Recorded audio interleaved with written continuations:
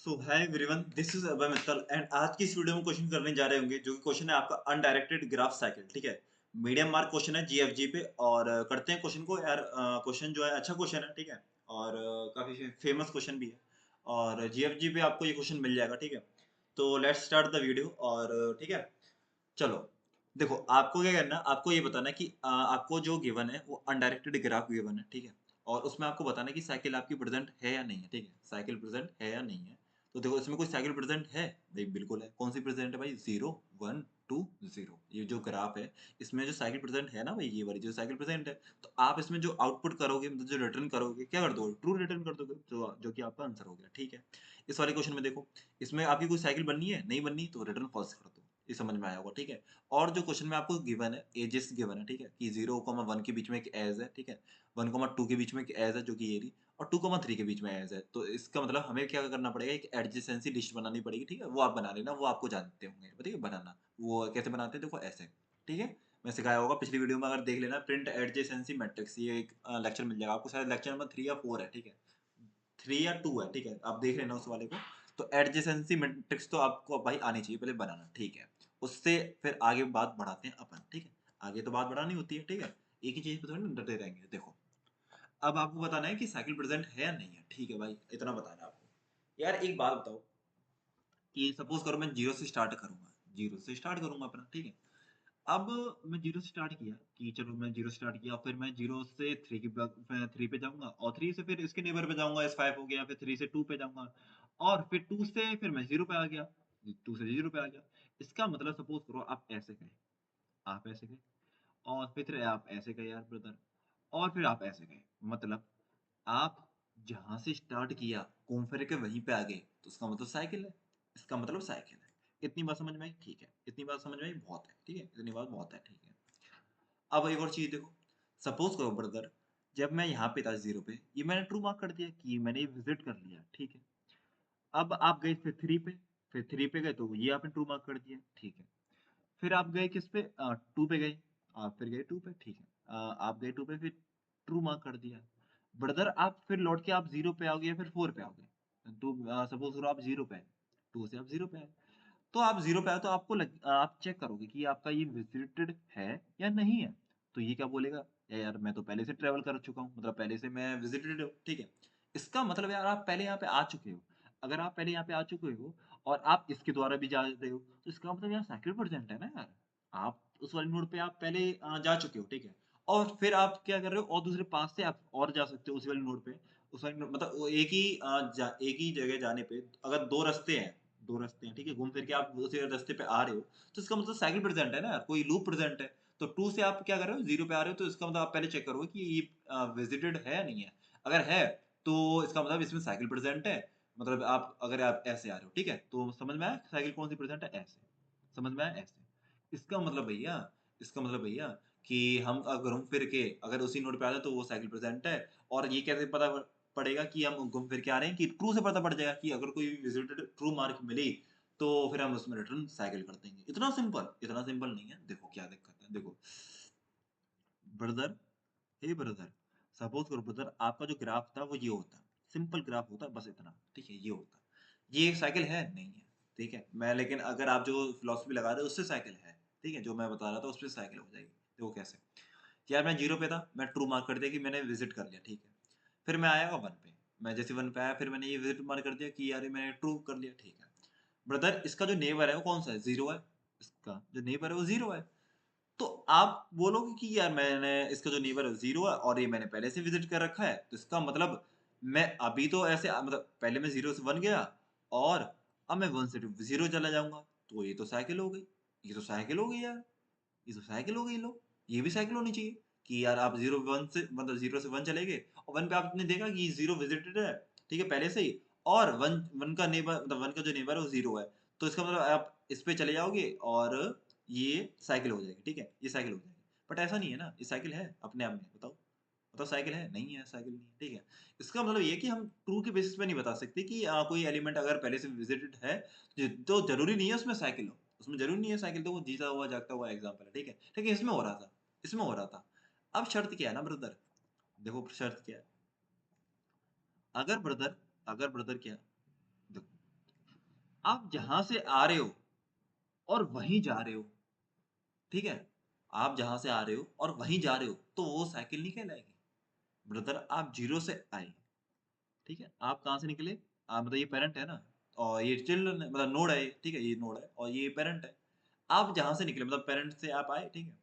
आप जहाँ से आए और वहीं जा रहे हो, तो ये वो नहीं कहलाएगी, ये साइकिल नहीं कहलाएगी, ठीक है? अगर हाँ, ऐसा होता, अगर कैसा होता कि यहाँ एक और नोड होती, यहाँ एक नोड होती और ये एस होता। देखो उसमें क्या हुआ? आप 0 से 1 गए, 1 से 2 गए। तो 2 पे जब आप थे, आप आए कहाँ से ब्रदर? आप आए तो 1 से और जा कहाँ रहे हो? 0 पे। मतलब देखो, पहले ये क्या हुआ देखो मैं दोबारा बताता हूँ। पहले आपने ट्रू मार्क कर दिया, ठीक है। फिर आप आए इस पे, फिर आपने ट्रू मार्क कर दिया। फिर आप आए इस पे, आपने चेक किया कि ये क्या कहते हैं, पहले से ट्रू मतलब विजिटेड तो नहीं है? नहीं है, तो इसे भी ट्रू मार्क कर दिया। अब आप 0 पे जा गए, अब आप 0 पे गए, तो ट्रू मार्कर तो है।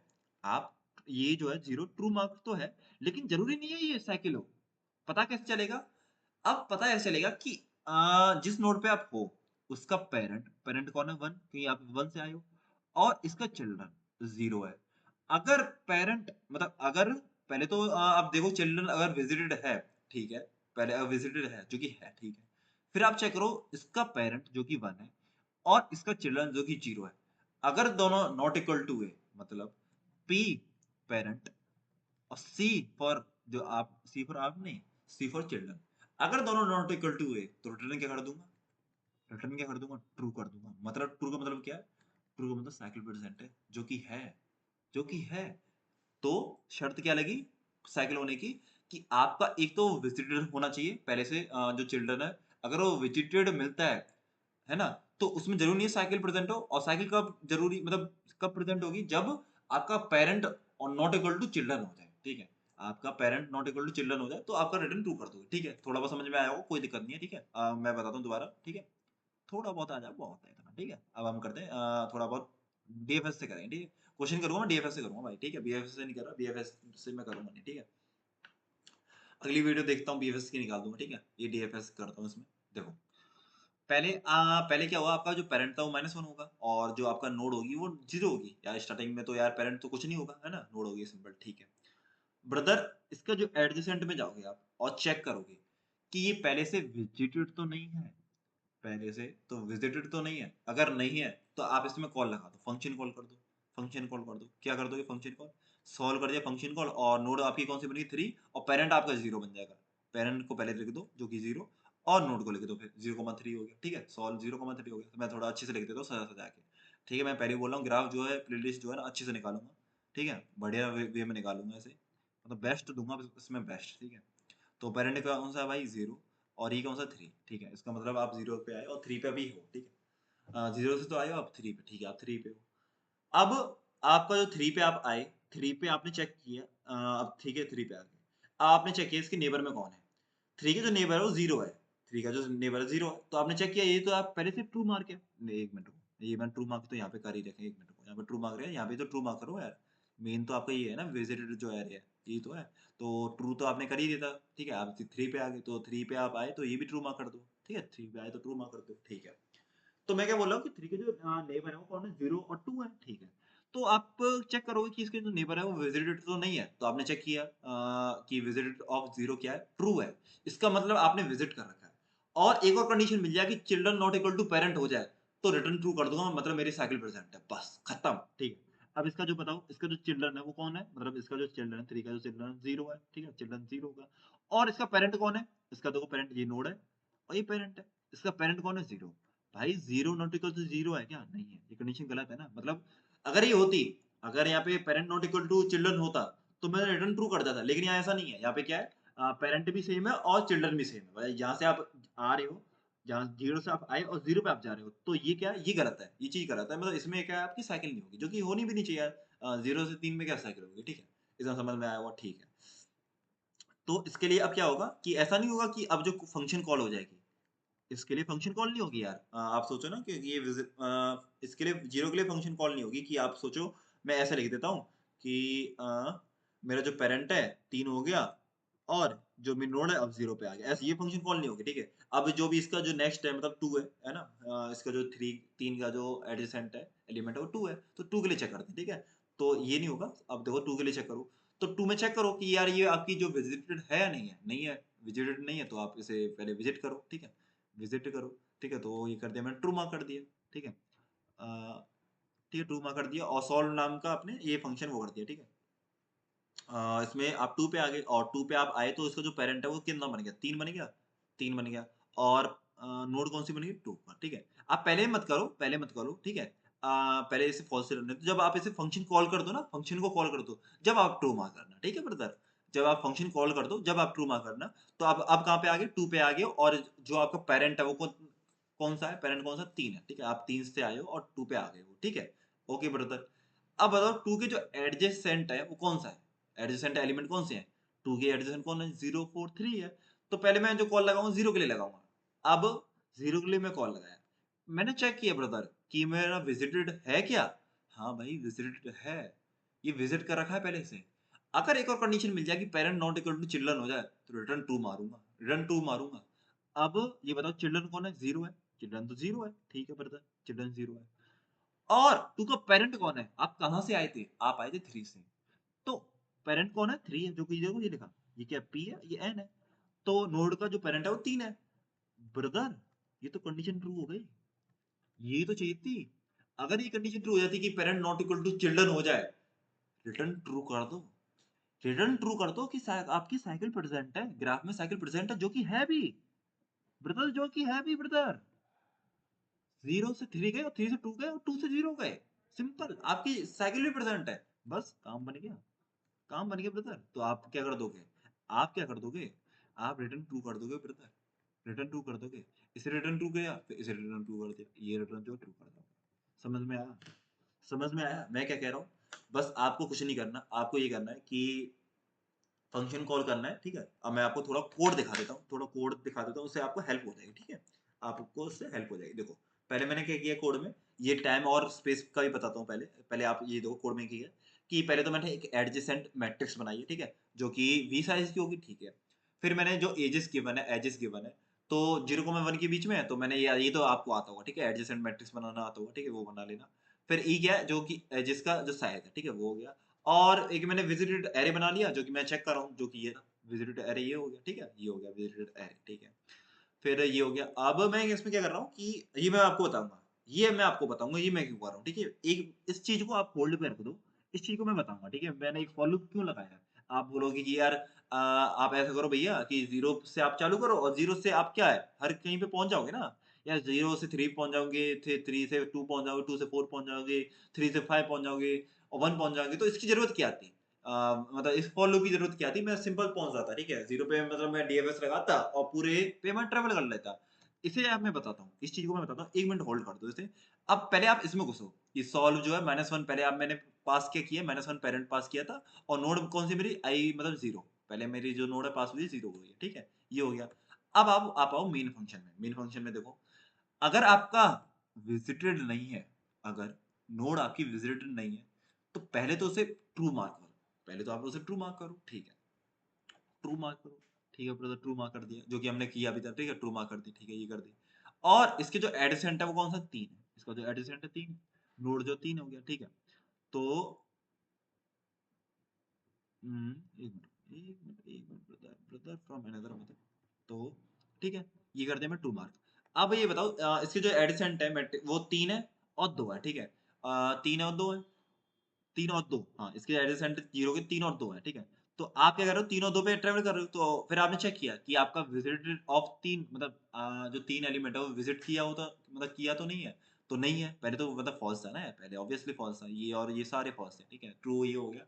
तो आपने चेक किया कि 3 मेरा विजिट तो नहीं है तो इसे ट्रू मार्क कर दो, इसे ट्रू मार्क कर दो, ये तो कर रहे थे हम, ठीक है? ये तो मैं आपको ट्राई रन करके बता ही दिया है, ठीक है? तो बस यही मैं आपको बता रहा हूँ कोड में, पहले मैं चेक कर लूँ कि वो विजिट मार्क तो नहीं है, अगर नहीं है तो सिंपल मैं क्या कर दूंगा कॉल लगा दूंगा कि इफ अगर ये मेरा फंक्शन ट्रू मार्क कर देगा मतलब कॉल मैं लगा दूं किसको उसके चिल्ड्रन को जो कि चिल्ड्रन मतलब यही मतलब जो भी नेबर है और मैं इसमें यहाँ क्या लिखूंगा पेरेंट नोड तो आपकी पेरेंट हो जाएगी और जो नोड थी वो तो पेरेंट बन जाएगी और जो चिल्ड्रन था वो नोड बन जाएगी चिल्ड्रन तो नोड बन जाएगी और जो नोड थी वो पेरेंट बन जाएगी। ये तो होगा कि जो फंक्शन नेक्स्ट कॉल होगी और आप पास करा ही दोगे एडजेसेंट ऑफ विजिटेड ये कर दोगे, ठीक है।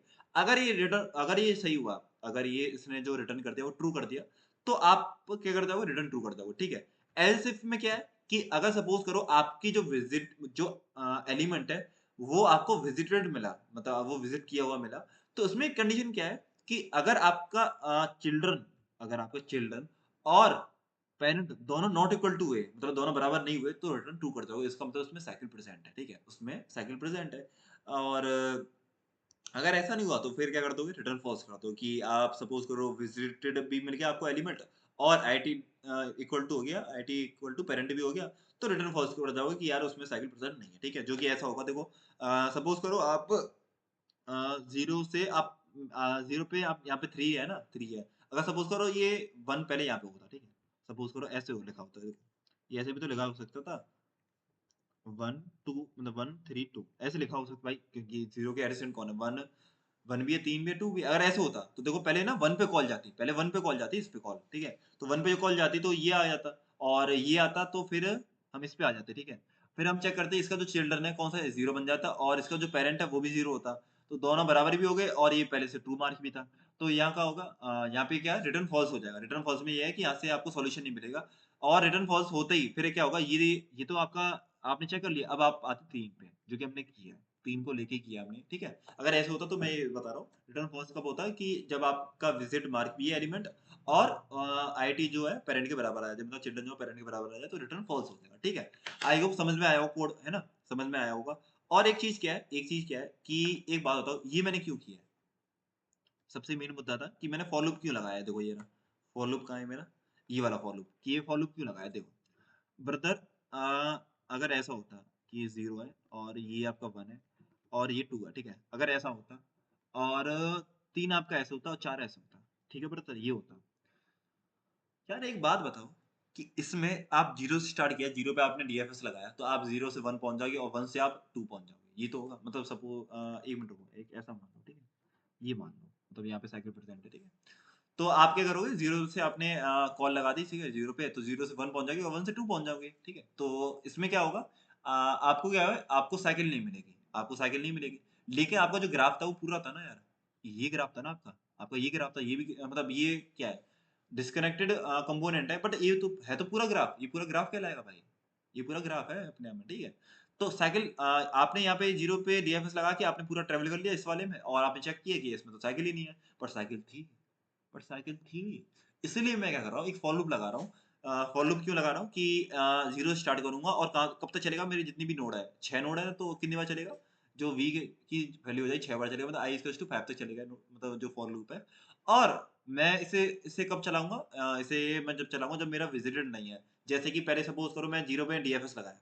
डीएफएस ऑफ 0 लगाया था ये तो कह रहा था मैंने स्टार्टिंग में 0 में डीएफएस लगा दिया और -1 मतलब ये पैरेंट -1, 0 ये तो मैंने पास किया था।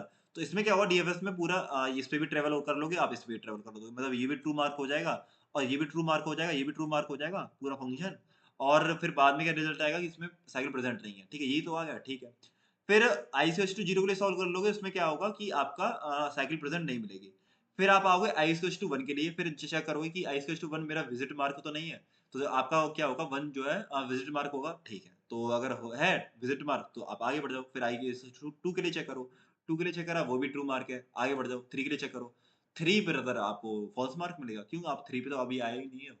अगर 3 पे नहीं आए तो फिर आप क्या कर दोगे सॉल्व में पास कर दोगे 3 और पैरेंट क्या कर दोगे -1 कि अभी तक क्या हुआ 3 आपने एज़ अ नोड पास कर दिया और -1 एज़ अ पैरेंट पास कर दिया। अब आप जो डीएफएस लगाओगे आप 3 डीएफएस लगा के फिर ऐसे चलोगे 4 और 4 पे ऐसे 5, 5 में ऐसे वो लूप आपको मिल जाएगा, उसमें आप रिटर्न ट्रू कर जाओगे कि साइकिल आपको मिल चुकी है।